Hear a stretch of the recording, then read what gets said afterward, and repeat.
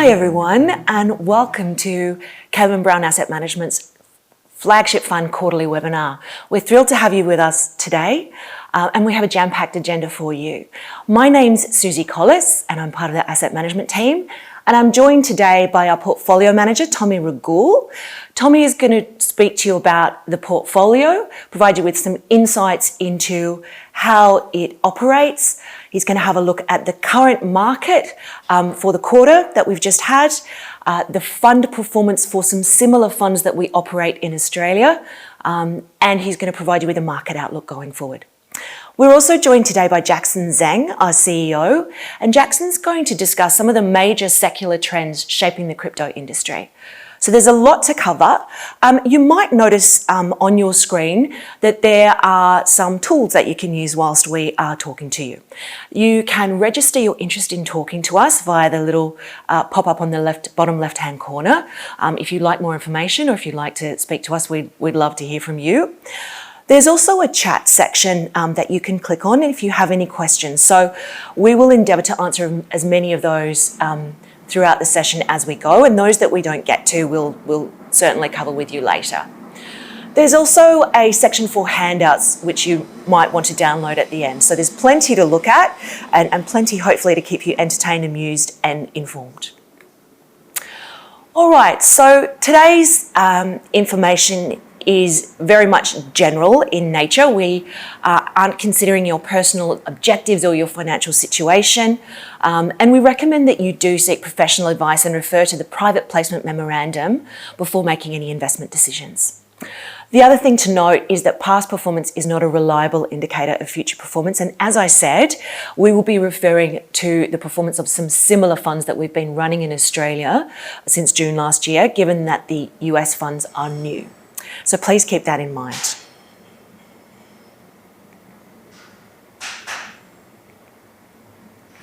Before we move into Tommy's section, I thought it would be good to give you a little bit of general information about the fund. Some of you have gone over them quite a lot, some of them it may be new to you. So we have launched 2 managed crypto funds in the US, which were incepted in April. So they're crypto-based funds. There are 2 of them. One of them is named the Caleb Brown US Flagship Fund LLC, and the other fund is the Caleb Brown US Flagship Fund Plus LLC. Both funds are available to accredited investors, and they have been designed for long-term capital growth. We recommend an investment timeframe of 5 years, but that does not mean that you're locked into a 5-year timeframe. And Tommy will give you a little more insight into why we have that 5-year timeframe recommendation, and given the capital growth objective of the funds. So I'm going to give you a little bit of information about the Caleb Brown US Flagship Fund, just to give you some general information so that you have more context for the rest of the session. So the fund has been designed, as I said, for long-term capital growth. They are designed in actively managed portfolios by a professional portfolio management team, which gives you that sleep at night factor, knowing that a professional team is managing those portfolios 24/7. They are what we describe as high conviction portfolios with some diversification. So the portfolio can invest in up to 25 positions. The fund is managed with a strong risk framework, and we adopt a really transparent and rigorous process around that. The other thing to note is the Caleb Brown Asset Management is part of the Caleb Brown Group, and the Caleb Brown Group has had over 7 years in the market with a very strong heritage. So we're part of a wonderful brand and a wonderful story in the market around crypto. The funds also provide you access to a growing market. So that's a little bit about the Caleb Brown Flagship Fund. As I said, we also have the Caleb Brown Flagship Fund Plus. So that has the same investment strategy that I've described, but includes a derivatives overlay for hedging purposes. So if you'd like to know any more about that particular fund and how that works in detail, we can connect you with my colleague, Luke Schofield, who manages that fund. In terms of the investment amounts available for the fund, we have a minimum 50,000 investment amount. You can invest in the name of an individual, a trust, as joint individuals, or in the name of a super fund. So now that you have a little bit of basic information, let's explore the design of the funds. Tommy has quite a lot to cover today, but Tommy, maybe you can start by talking about what the operating principles of the fund are. Sure, thanks, Susie. I'll start with the investment philosophy and process, with the first page being the investment philosophy. So our investment philosophy encapsulates the 6 tenets that underpin our investment decision-making process. This first being risk control before all else. Risk management is paramount to everything that we do. Every investment opportunity that we approach, we do it through a risk management lens. The aim of ensuring that the rewards outweigh the risks at all times. Tenet 2 is change takes time. This speaks to the fact that we are patient investors. We understand that the growth catalysts of these early technologies tend to happen over an extended period of time rather than days. Third tenet is high conviction investing. We only invest in our best ideas, which gives us time to really focus on what matters. And the fourth tenet is quality leads over time, which states that in the near term, people might gravitate towards assets which are high volatile in nature, such as meme coins. But we believe that over the long term, capital flows to fundamentally back tokens, which means that they outperform over long periods of time. The fifth tenet of the investment philosophy is themes catalyze adoption. We are thematic investors at heart. We believe that structural growth themes provide that gravitational pull for growth and adoption. And the last tenet is macroeconomic focus is not critical. Although we're cognizant of the macroeconomic environment, we are more fixated on finding fundamentally underpinned assets irrespective of the market environment. This slide here gives you an overview of our investment process. So this is the way by which that we identify assets, research them, pull them all together and manage them over time. Phase 1 is idea generation. So this explains how we identify assets. How do we do it? We do it via our own proprietary research, third-party research, can come from podcasts, ideas can come from social media. We tend to draw from a pool of around 500 assets, which consists of our sort of broader investment universe. Phase 2, crypto asset selection. This is where we undertake fundamental bottom-up analysis on our assets that we've identified in the first stage, with the hope of scoring these assets with our proprietary crypto asset rating system. These rated assets then tell us whether they qualify for inclusion in the portfolio. Stage 3, portfolio construction. This is where we pull together all those researched assets and segment them in accordance with the fund's risk and reward objectives. This may mean that we allocate across different sectors, different industry groups, and we size those positions with the conviction of portfolio manager. The last part of the process is portfolio management. This is a dynamic part of the investment process, and this is where we have day-to-day oversight over our positions and manage those exposures accordingly over time. Great, thanks Tommy. So the fund's actively managed, we spoke about that. We know that you provide a written update to investors every month to give them a little bit of insight. Can you talk us through the current asset allocation? So this slide here provides a visualization of our asset allocation. So what we're trying to provide investors with these strategies is a diversified exposure to the crypto asset market. We do that through around 15 positions, but we can hold as many as 25. Currently, we spread ourselves across around 5 different sectors, which are listed there, and around 9 different industry groups, which are subsectors in each of those sectors there that are listed. We try to strike a balance between infrastructure protocols and application protocols. Infrastructure protocols primarily found on that top row there, and application protocols are found on the bottom. Infrastructure protocols give the portfolio an element of stability, whereas application protocols introduce different types of exposures to the portfolio, albeit with varying levels of risk.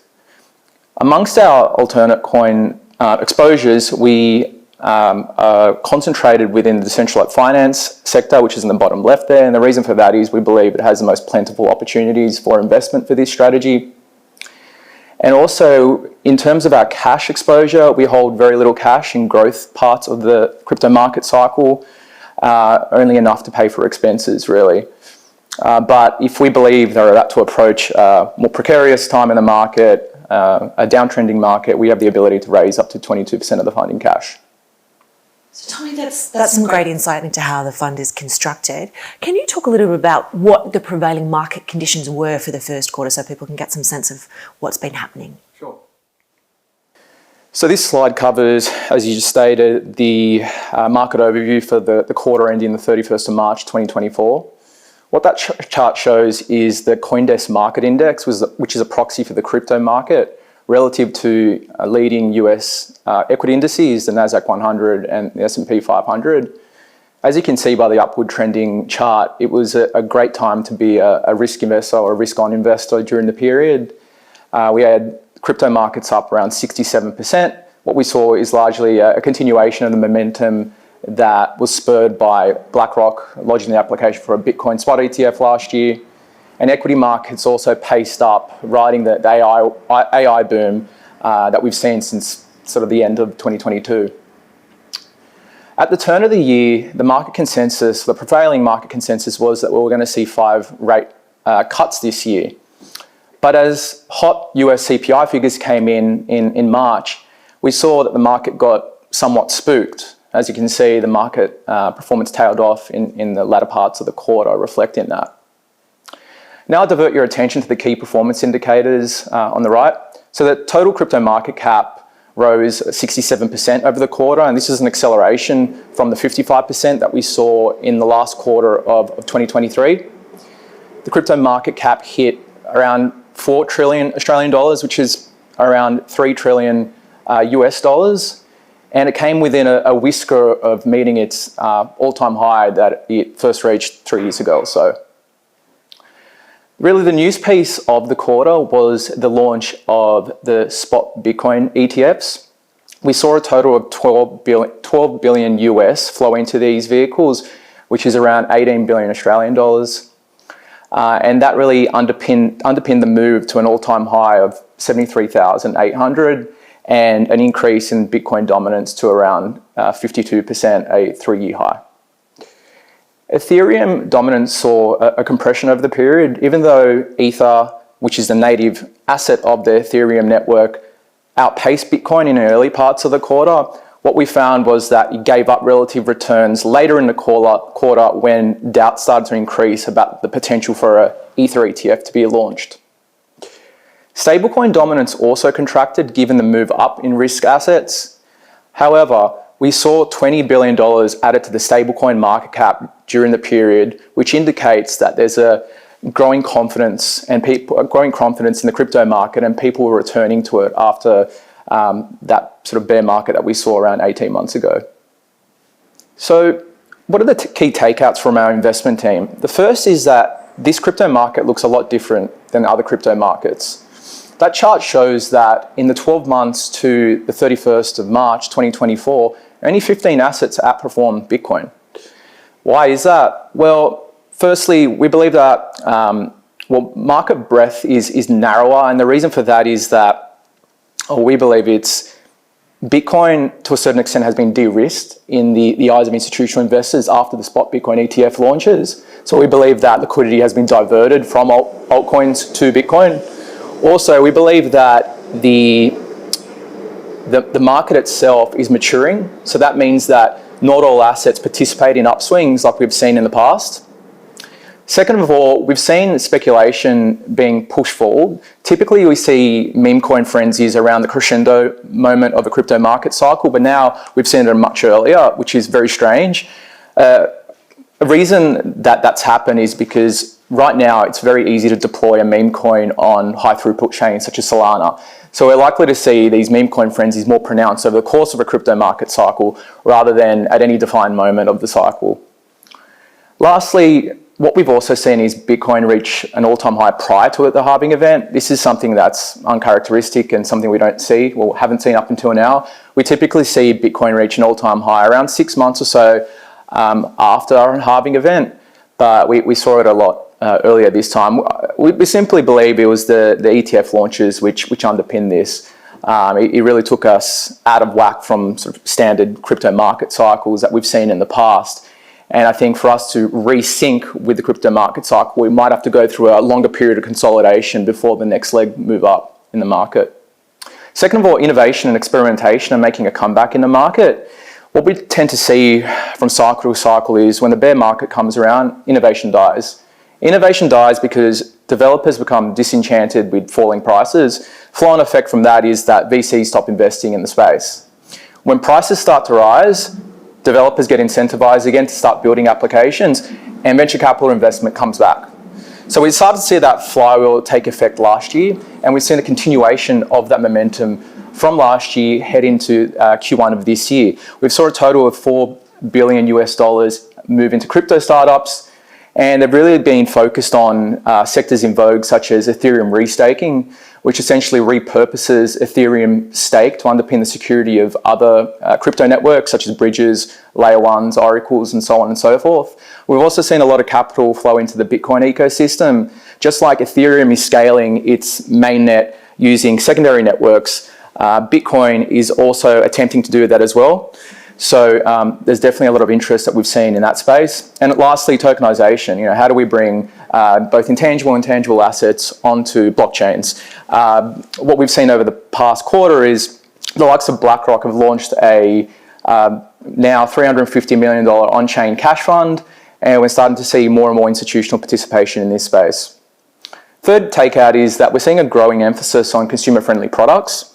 Now, right now, the killer use case of crypto is stablecoins, and I believe that for broader adoption of crypto, we need to have other things, I guess, take the mantle over that. And ultimately, why I believe its adoption has to be more broader is the fact that it is quite complex. So what we've seen in recent times is that there's this growing emphasis on making crypto applications and hardware devices less complex to use and more easy for the layperson to interact with. So it's been done on both the focus has been on both the software side and the hardware side. On the software side, we've seen things like traditional account signing in processes being implemented into crypto applications. We've seen gasless transactions.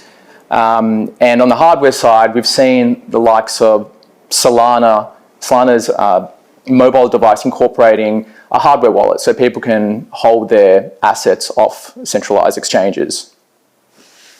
That's a lot of great insight. Thank you, Tommy. There's a very good explanation of what's been happening in the market thus far.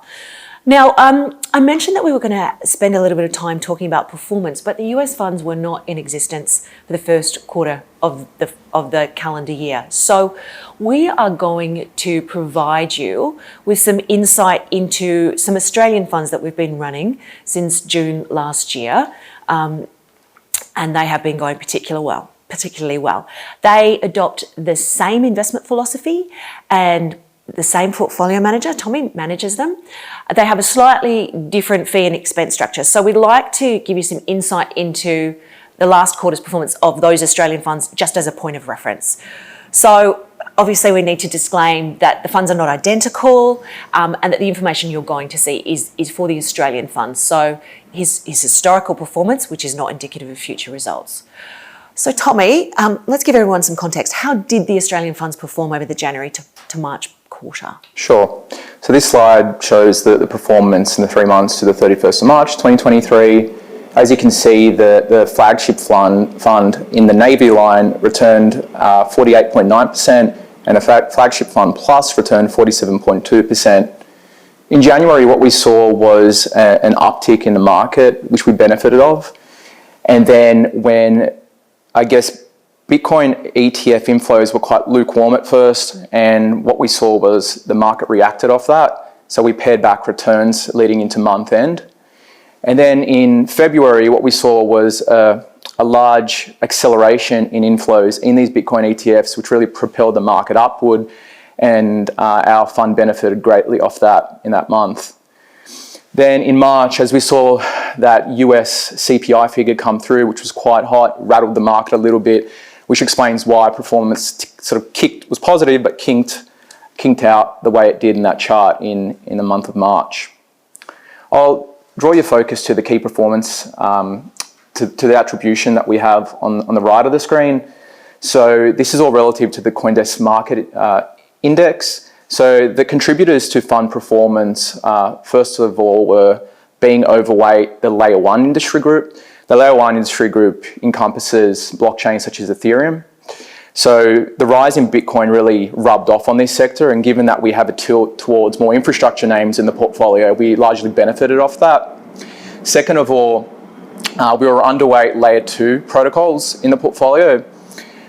Our rationale for that was that many of these assets have, the governance tokens that have very little value accrual properties or utility, and we believe with the overhang that they have with sort of tokens being released over the next few years, we believe that the sector will be greatly pressured, so we stayed away from it. Another contributor to performance was the overweight in the derivative space. So over the period, we saw a 65% increase in daily spot volumes. Now, this rubbed off onto on-chain trading venues, such as derivatives, such as perpetual futures platforms, which were overexposed to in the portfolio, so we benefited off that. Now, what were the detractors from performance? First of all, we were overweight credit platforms. So the credit platform sector encompasses protocols which allow for the origination of P2P loans. And so what we saw as the performance of Ether tailed off later in the quarter, so did those credit platforms that are part of the Ether ecosystem. And so given that we have an overweight stance there, we were pressured due to that. Another detractor was being underweight transparent. Transparent encompasses Bitcoin, and given that our portfolio tilts towards alternate coins, this pressured us over the period. Being overweight the art industry group also hurt us, perhaps misspecified. What really contributed to this was a token at the intersection of crypto and gaming that we own. So this token in particular went up substantially in the last quarter of 2023. So what we saw was some profit taking in the first quarter, which is really not surprising to us after such a big move up. So there's no sort of structural concerns that we have there.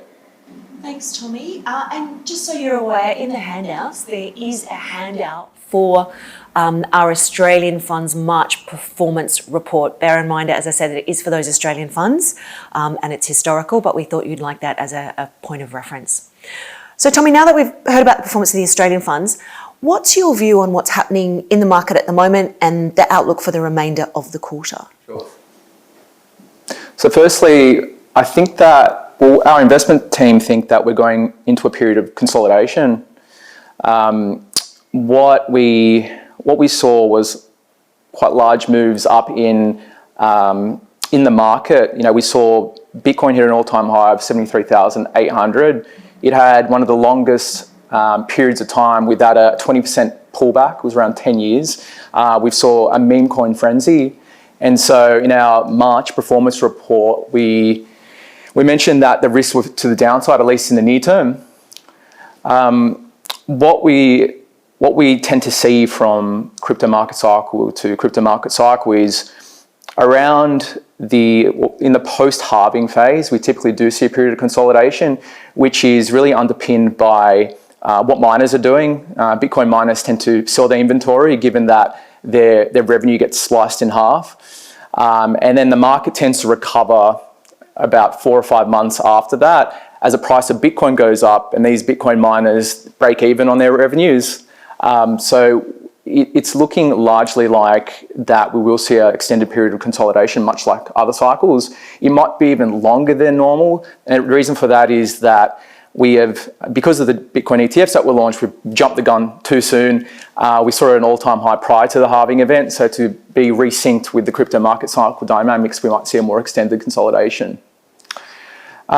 In this chart here, you can see the spot Bitcoin ETF flows since launch.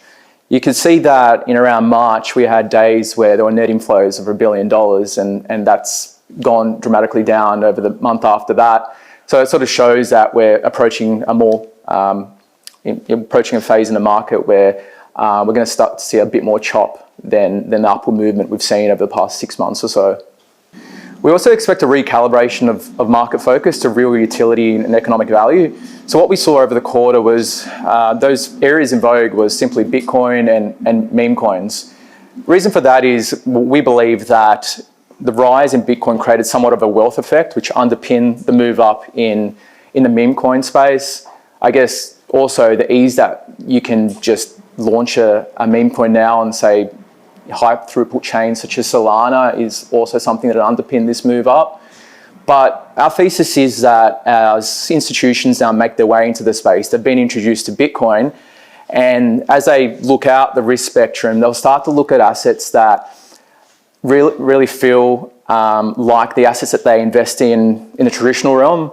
So, they'll look at assets with fundamental backing, assets that generate real cash flow, tokens that have real utility and token accrual properties. So we do believe that we'll see a shift of focus from sort of the frenzy that we've seen in the speculative parts of the market to more fundamentally backed areas of the market. This chart shows a meme coin index, which shows that some of the energy is starting to tail off in the speculative parts of the market. Lastly, we believe that airdrops are going to underpin the next leg up in the market at some point later this year. So for those that don't know what airdrops are a distribution of a project's token to incentivize early use of the token, right? So it can be akin to Netflix offering free trials or Uber offering free rides. So what we saw last year were total airdrops of around 4.5 billion US, although down from around 8.5 billion a year before. It was still a large number in absolute terms. With the number of tokens being launched later this year, we believe that airdrops could potentially be even larger than they were last year. And we believe that this will reintroduce a flurry of market activity and essentially recapitalize retail investors and really drive that next leg up in the market. Now I'll pass you on to Jackson, who will take you through some of the more secular trends that we're seeing in crypto. Thanks, Tommy. So, secular trends are long-term trends that we believe will continue on into the future. And these really underpin the reasons why we invest in the industry, why we built these funds and built an asset management business to begin with. The first secular trend is that we believe there's going to be a demographic tailwind to the industry. The chart here shows a JP Morgan Chase sample of 5 million accounts to see who has interacted with a crypto exchange in mid-2022. And they found that about 600,000 or 12% of the population have interacted with a crypto exchange, which shows strong adoption. But the key focus here is that it's primarily still a millennial asset. And so in each of these bars, we have millennials. We'll just start with the males at 26%, Gen X at 14%, and the baby boomer generation with only a 5% penetration rate. So the takeaway here is that millennials, or male millennials, are about 5 times more likely to be a crypto investor or allocate assets to the crypto industry than the baby boomer generation. This next chart is a wealth distribution chart for the US. And we can see here that between baby boomers and older, so the silent generation as well, they actually hold 65% of US wealth, and the millennials, which is the primary generation investing in the crypto industry, only holds 9% of US wealth distribution. So over the next 15 years, we're going to have a tailwind as millennials and Gen X hold a greater share of US wealth. So what this ultimately means is, before even accounting for further adoption, allocation into the crypto industry is going to grow just as a result of these two generations taking up a greater share of US wealth. This next chart here is demonstrating the correlation between Bitcoin's year-on-year growth with global M2 year-on-year growth. M2 is a measure of the money supply. So ultimately, what this is showing is when rates are low and the money supply is expanding, that's great for Bitcoin's price. When rates are high and money supply is contracting, that's usually bad for Bitcoin's price. So Bitcoin is a risk-on asset. And this leads us to our second secular trend, which is that the sovereign debt bubble is accelerating the rate of currency debasement, which ultimately benefits crypto and risk assets. So we're currently in a high rate environment, but relatively speaking, the crypto market and Bitcoin remains strong. And so why is this the case? Well, over the last 50 or so years, we've seen federal debt to GDP ratio go from about 35% in the 1970s to over 120% today, which is $33 trillion. And this leaves us in a strange scenario because when the central bank raises interest rates to 4 to 5%, that's actually adding $1 trillion of interest expense into the government deficit.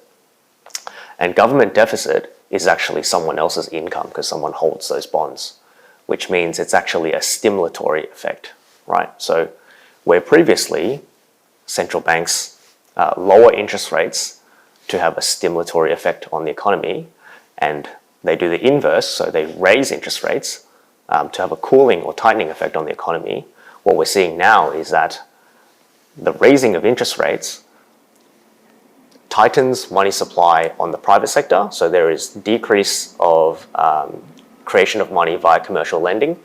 However, it's done the opposite on the public sector side, which is it's increased the amount of the government deficit, which results in a stimulatory effect from public spending.